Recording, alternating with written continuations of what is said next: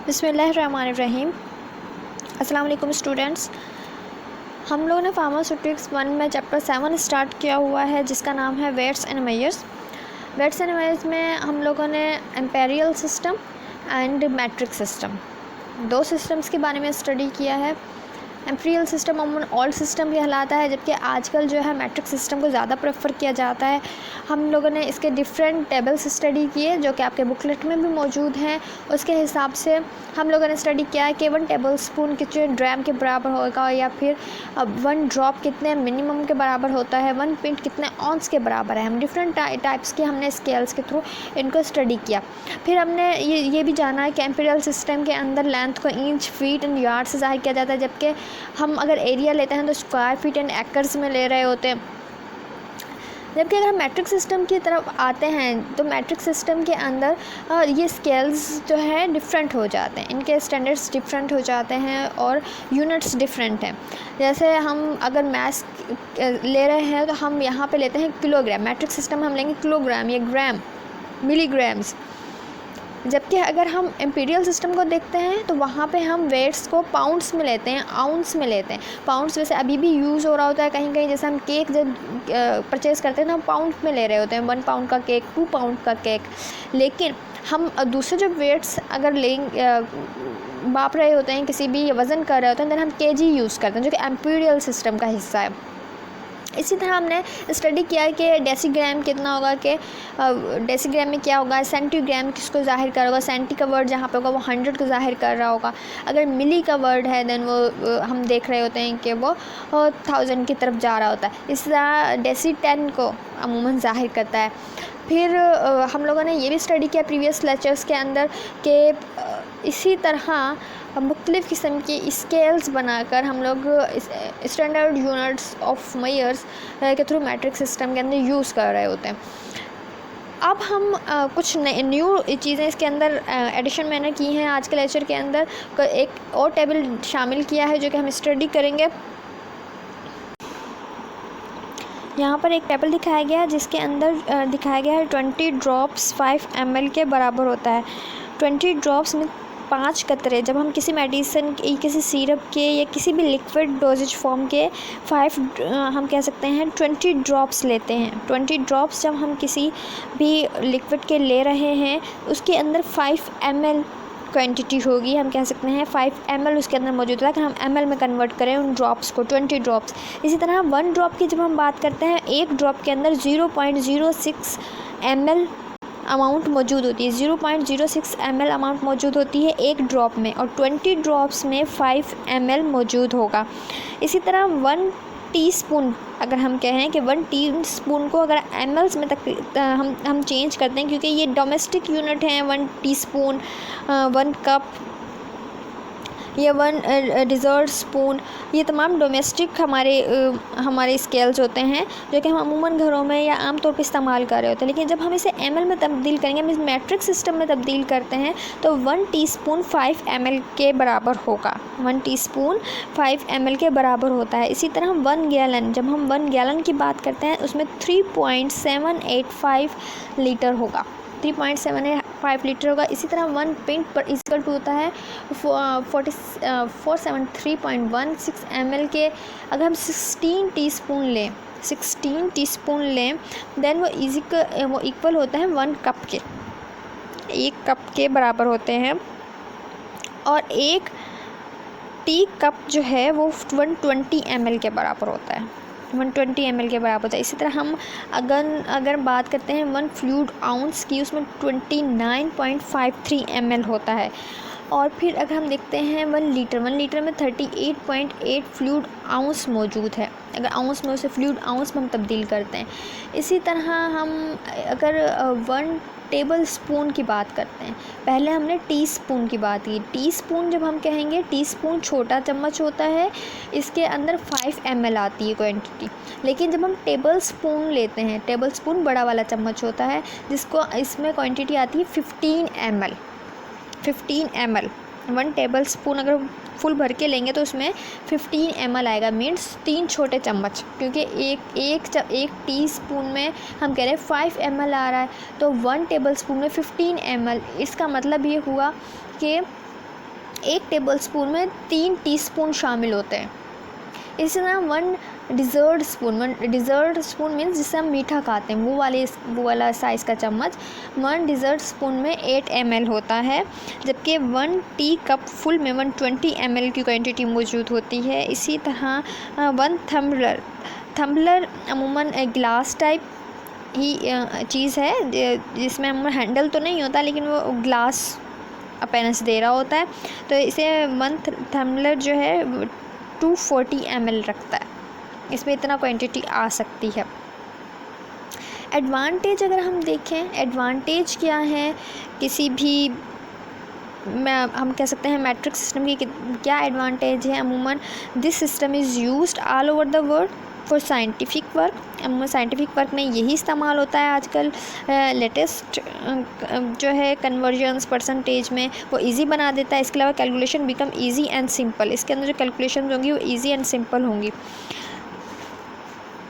इसके अलावा यहाँ पे लिखा हुआ है कि calculation of purpose of percentage become easy and simple हो जाती है, एंड कैलकुलेशन ऑफ पर्पस जो है all over the world scientific work के पॉइंट ऑफ व्यू से भी ये इम्पोर्टेंट है। अगर हम मज़ीद देखते हैं मैट्रिक कन्वर्जन चार्ट को, तो इधर दिखाया गया है यूएसए कस्टमली सिस्टम जो कि एम्पीरियल सिस्टम को जाहिर कर रहा है, जबकि मैट्रिक सिस्टम जो कि हमने न्यू सिस्टम जो कि हम आजकल राइज भी है। अब इसमें डिफरेंट कैटेगराइज की गई हैं इस चीज़ों को, लाइक वॉल्यूम के अंदर हम अमूमन 1/4 टीस्पून दिखाया गया है। 1/4 टीस्पून इट्स मीन 1.2 मिलीलीटर शामिल होता है। अगर हाफ हम टीस्पून लेंगे 1/2 टीस्पून की बात करते हैं तो 2.5 मिलीलीटर, और 1 टीस्पून 5 मिलीलीटर का।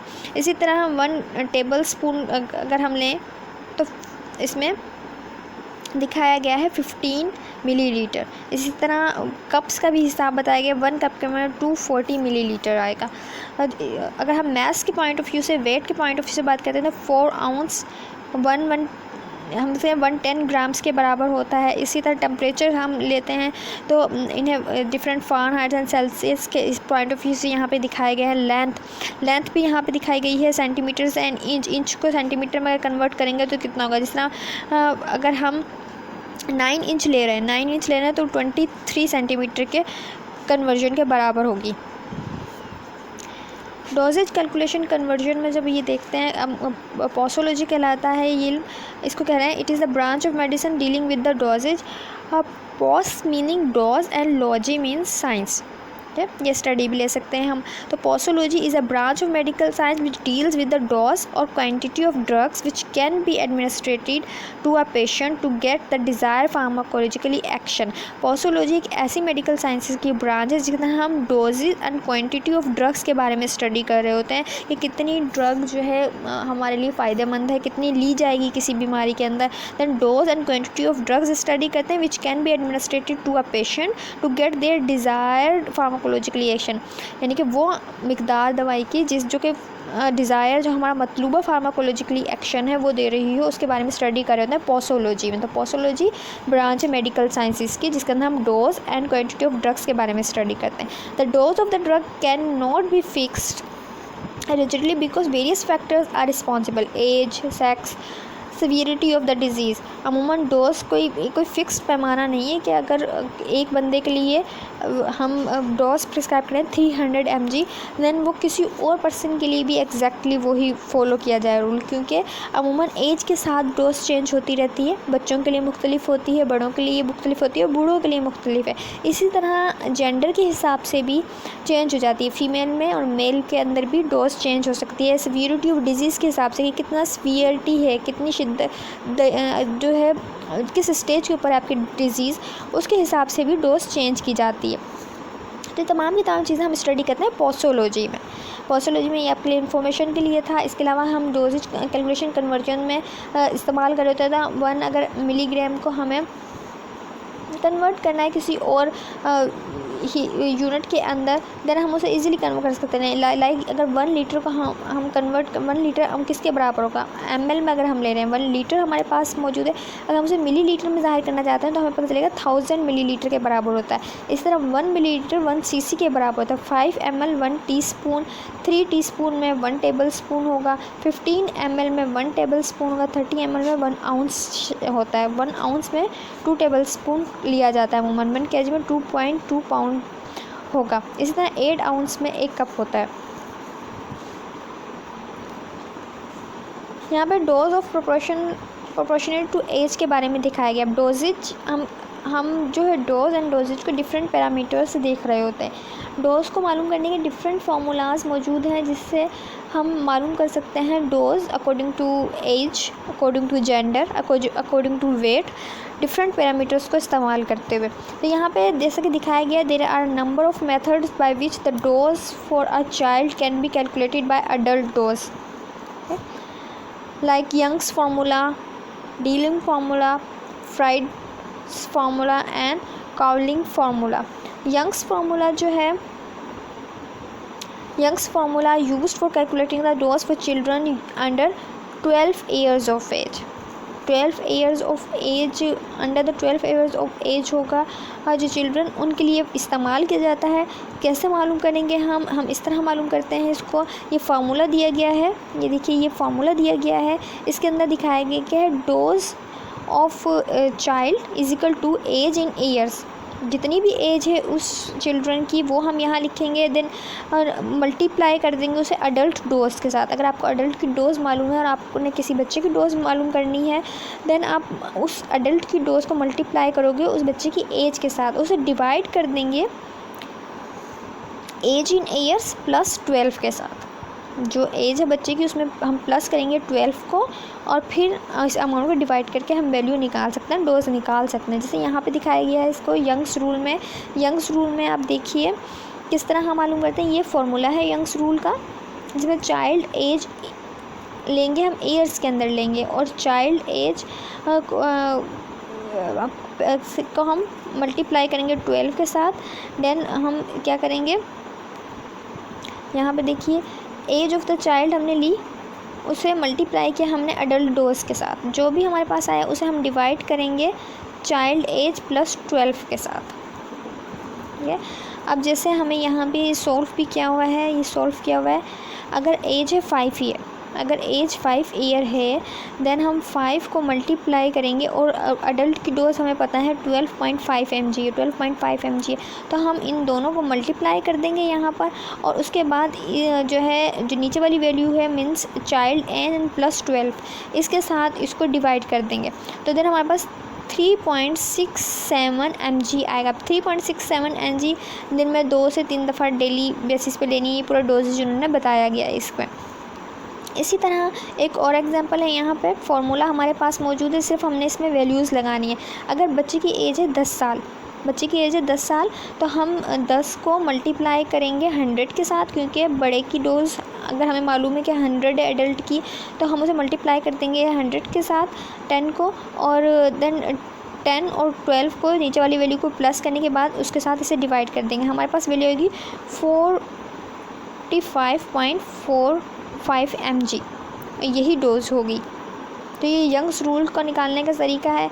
इस तरह डीलिंग फार्मूला के थ्रू भी हम निकालते हैं। डीलिंग फार्मूला के थ्रू किस तरह निकालेंगे, the formula is use for the calculating the dose of children between the age of 24 to 20 year. This formula is considered better because is easier quick and calculate dose. अब क्या formula है इसका, इसके अंदर हम एज इन ईयर्स लेंगे, सबसे पहले मल्टीप्लाई करेंगे अडल्ट डोज से और डिवाइड कर देंगे 20 से।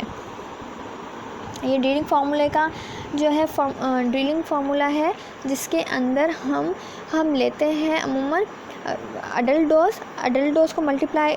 डोज को मल्टीप्लाई करते हैं एज के साथ चिल्ड्रन की और डिवाइड करते हैं 20 के साथ, हमारे पास वैल्यू निकल आती है। इसी तरह फ्रेड्स फार्मूला भी है एक, इसमें क्या है, this is use to calculate the dose for infant up to 2 year. जो अप टू 2 ईयर्स हैं वो यूज़ किए जाते हैं अमूमन मालूम करने के लिए इसके अंदर।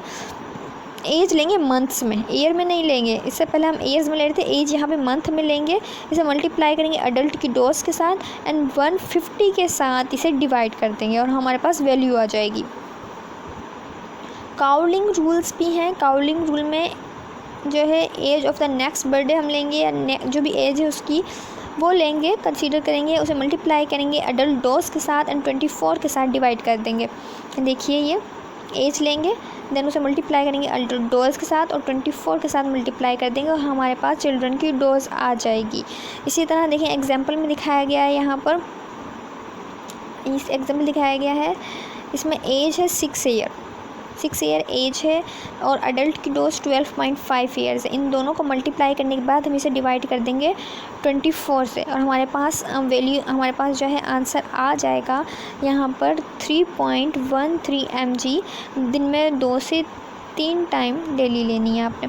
फिर क्लर्क्स रूल जो है वो बेस्ड करता है बॉडी वेट पे। अब तक जो हम चीज़ें मालूम कर रहे थे, जो फॉर्मूलाज से मालूम कर रहे थे, वो बेस्ड कर रही थी as per, dose as per base करी थी, लेकिन अब ये जो क्लर्क्स फार्मूला है ये बॉडी वेट पे बेस्ड करता है, क्योंकि इसमें हमें वेट का मालूम होना ज़रूरी है।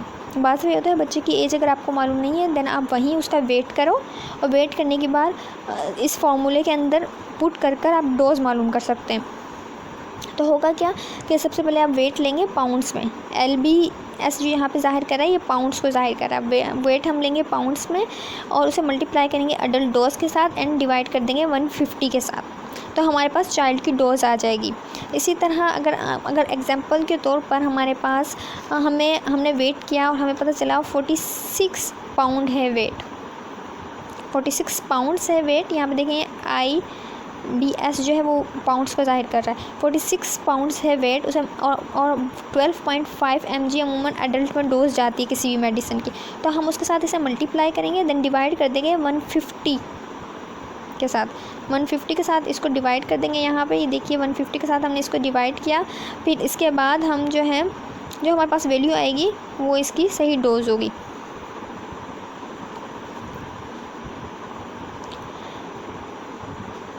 इन गैट्रिक forward formula is use for doses calculation. ये फार्मूला अमूमन ओल्ड एज के पेशेंट्स के लिए यूज़ हो रहा होता है। यहाँ पे देखिए अडल्ट डोज मल्टीप्लाई बाय 3/4 ये फार्मूला यूज़ होगा इसके अंदर। अब यूनिवर्सल फार्मूला भी यूज़ किया जाता है, universal formula for dose calculation. ये क्या है, according to the body weight most of the doses of antibiotics is calculated. तो यहाँ पे ये फार्मूला दिखाया गया है, ड्रग्स mg में ली गई है, बॉडी वेट kg में लिया गया है और डेज 24 आवर्स के हिसाब से यहाँ पे कंसीडर किए गया है। और अगर हम तमाम वैल्यूज़ को पुट कर देते हैं देन हम मालूम कर सकते हैं डोज इसको। तो यहाँ पे हमने देखा प्रीवियस टॉपिक्स में कि हम किस तरह जो है डिफरेंट फार्मूलाज़ की वजह से चिल्ड्रन के अंदर या जनरल फार्मूला इस्तेमाल करते हुए डोज मालूम कर सकते हैं। अगर हमें एडल्ट की डोज मालूम है, बच्चे की एज मालूम है ईयर्स के अंदर, देन हम उसे फार्मूला में फ़िट कर हम मालूम कर सकते हैं डोज। लेकिन अगर हमें एज मालूम नहीं है तो हम क्लर्क्स फार्मूला इस्तेमाल कर सकते हैं, जिसमें हम बॉडी का वेट देख रहे हैं, पाउंड्स में हम बॉडी का वेट लेते हैं, देन हम उससे एज मालूम कर लेते हैं चिल्ड्रन की। इसी तरह हम टेम्परेचर मेजरमेंट की तरफ आते हैं। टेम्परेचर क्या है, temperature measurement also known as a thermometry, ये थर्मोमेट्री भी कहलाता है। Degree are used to indicate temperature. Degrees are used to indicate the temperature. There are 3 types of temperature scales commonly used today: Celsius, Fahrenheit and Kelvin. ये 3 types के scales use किए जाते हैं। Scale की अगर हम बात करते हैं, the temperature is measured of our thermal energy in a body. Okay, normally measured degree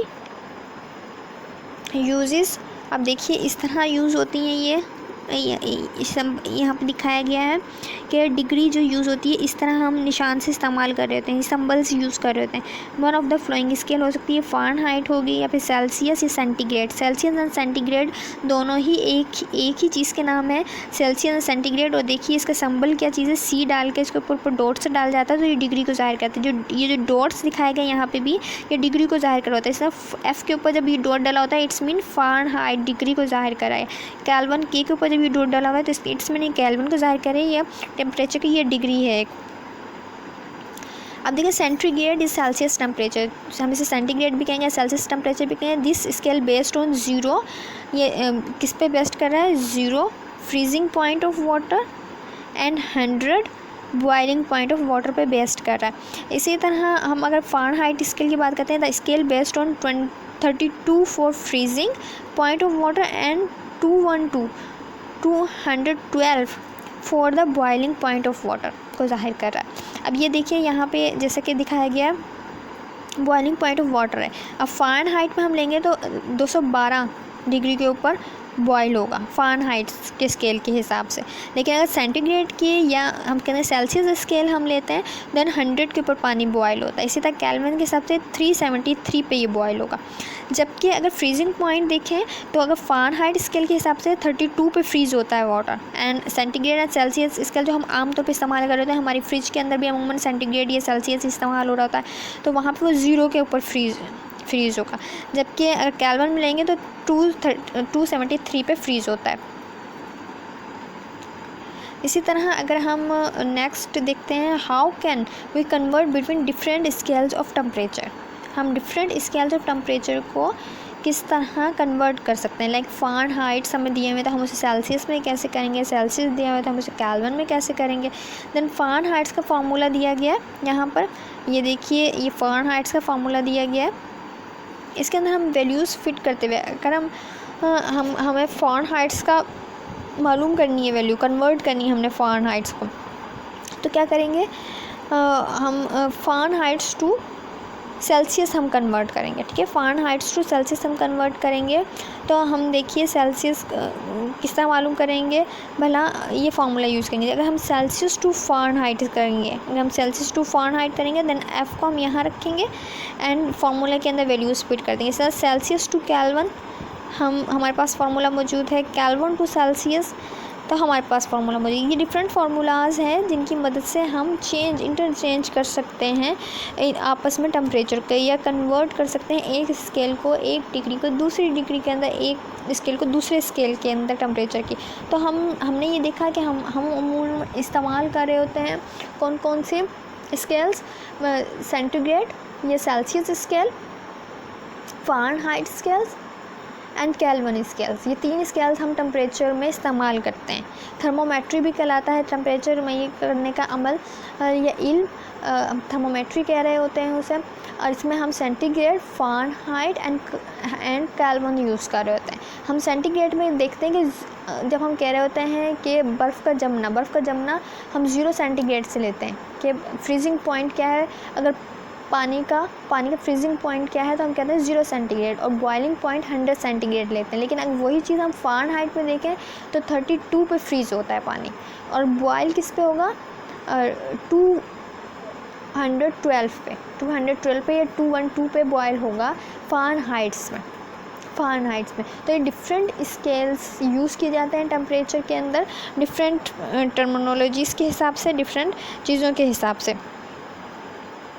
उम्मीद करती हूँ आपको लेक्चर समझ में आया होगा। आज के लेक्चर के अंदर हम लोगों ने स्टडी किया है पोसोलॉजी के बारे में। पोसोलॉजी में हम डोजेज फॉर्म्स के बारे में, डोजेज और डोज के बारे में स्टडी कर रहे होते हैं। दरहकीकत डोज के बारे में स्टडी कर रहे होते हैं, या उसके फार्माकोलॉजिकली इफेक्ट डिज़ायर किस डोज के ऊपर आ रहे हैं किसी भी मेडिसिन में, वो स्टडी कर रहे होते हैं।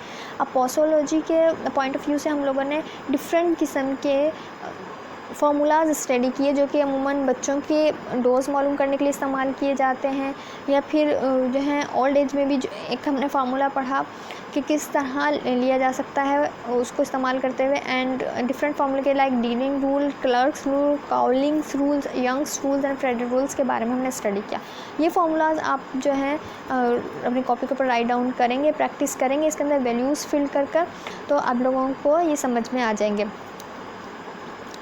उम्मीद करती हूँ आपको लेक्चर समझ में आया होगा।